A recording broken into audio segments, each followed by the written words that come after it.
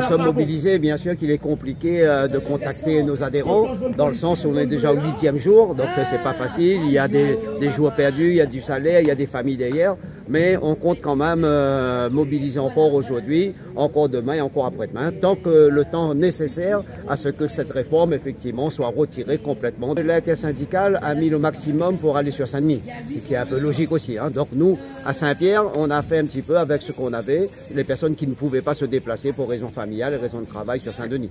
Mais c'est quand même important de dire que l'action a commencé déjà depuis 4 h du matin à Saint-Joseph. Donc il n'y avait pas que Saint-Pierre hier.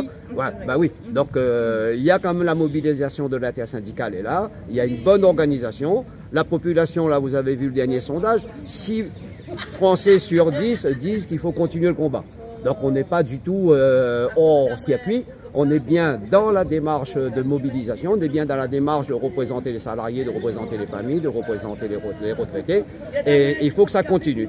Si le gouvernement passe par le 49.3, eh ben, vous avez déjà entendu tous nos représentants nationaux. Donc le combat va continuer jusqu'au moment où il n'y aura pas de décret d'application de cette loi. Donc on est toujours mobilisé. Ce qui est un peu nouveau, c'est que peut-être on n'aura pas une grosse mobilisation sur le circuit, mais on espère retrouver tous les adhérents et les opposants à ce projet donc devant la préfecture à 17 h.